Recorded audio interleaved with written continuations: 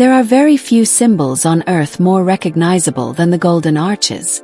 You can find them in crowded cities, quiet highways, airports, small towns, and megacities. They represent speed, consistency, familiarity, and controversy. McDonald's is not just a fast food chain.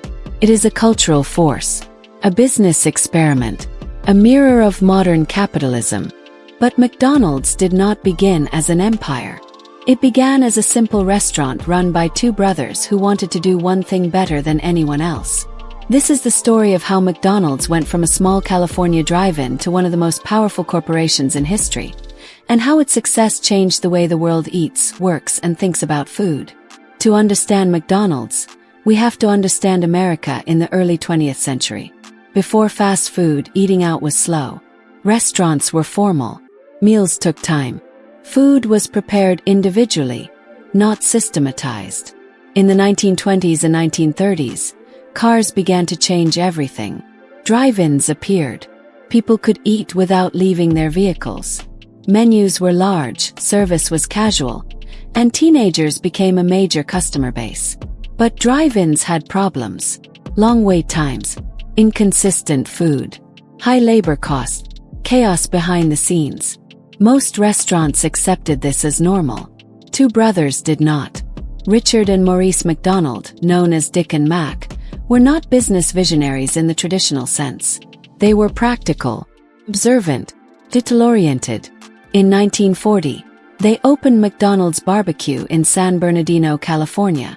It was a typical drive-in with car hops and a large menu. But by the late 1940s, the brothers noticed something important. Most of their profits came from hamburgers, fries, soft drinks. Everything else complicated operations and slowed service. So they did something radical. They shut the restaurant down for 3 months. And when they reopened, everything had changed. The McDonald brothers eliminated car hops. They reduced the menu. They redesigned the kitchen. They created what they called the speedy service system. This system was based on principles more common in factories than kitchens. Assembly line food preparation, specialization of labor, exact measurements, precise timing. Every burger was identical. Every order was fast. Every movement had a purpose. The result was revolutionary. Customers got food in seconds. Prices dropped. Quality became consistent. The modern fast food model was born. But the brothers had no interest in domination. They were comfortable, cautious, local. And that's where the story might have ended, if not for one man. Ray Kroc was not young when he discovered McDonald's. He was in his early 50s, a struggling salesman, selling milkshake machines. When he noticed one small restaurant ordering 8 mixers at once, he became curious. He visited San Bernardino, and immediately understood what he was seeing. Not just a restaurant, system. Kroc saw potential the brothers did not. He believed McDonald's could be replicated endlessly, cross cities, cross states, cross countries.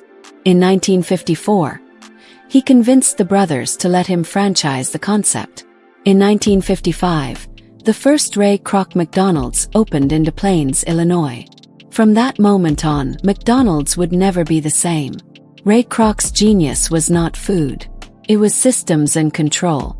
Unlike other franchises at the time, Kroc controlled land ownership, enforced strict standards, required uniformity.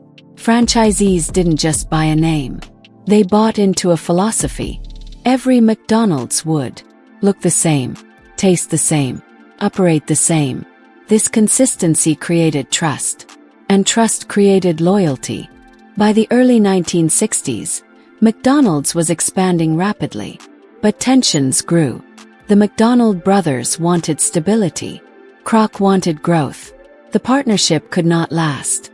In 1961, Ray Kroc bought the company outright. The price? $2.7 million. The brothers believed they would receive a percentage of future profits. They did not. The handshake agreement was never formalized. Ray Kroc now had complete control.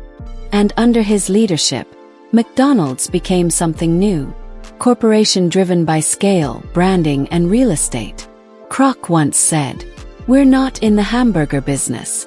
We're in the real estate business." And he meant it. McDonald's success was not just operational. It was psychological. The golden arches became a symbol of family, simplicity, reliability. Ronald McDonald was introduced. Playgrounds appeared. Happy Meals followed. McDonald's marketed not just food, but an experience. For children, it was fun. For parents, it was predictable. For travelers, it was familiar. By the 1970s, McDonald's was deeply woven into American life. McDonald's didn't stop at America. It expanded internationally. Carefully, menus were adjusted. Cultural norms were respected. But the core system remained. In Japan, Germany, the UK, Australia, and beyond, McDonald's became a symbol of globalization. To some, it represented opportunity. To others, cultural erosion. Either way, it was impossible to ignore. As McDonald's grew, criticism followed. Health concerns, labor practices, environmental impact, cultural homogenization. Books, documentaries, and protests questioned nutritional value, corporate responsibility, marketing to children. McDonald's was no longer just a restaurant. It was a target. The company responded by adding healthier options, increasing transparency, rebranding stores, adjusting messaging. Whether these changes were enough remains debated. Today, McDonald's is one of the largest restaurant chains in history, serves millions daily, operates in over 100 countries, employs millions directly and indirectly. But it is no longer just about burgers. McDonald's is a data-driven company, a logistics powerhouse, a brand navigating changing values. The company that perfected speed now faces a world demanding reflection. McDonald's is not just a story about food. It is a story about efficiency, standardization, ambition, globalization. It shows how systems can outperform individuals, how consistency can become power, and how small ideas, when scaled, can change the world. Whether admired or criticized, McDonald's remains one of the most influential companies ever created. Not because it sells hamburgers, but because it mastered the art of turning simplicity into a system, and a system into an empire. Subscribe and like us. There will be many more stories about great companies here.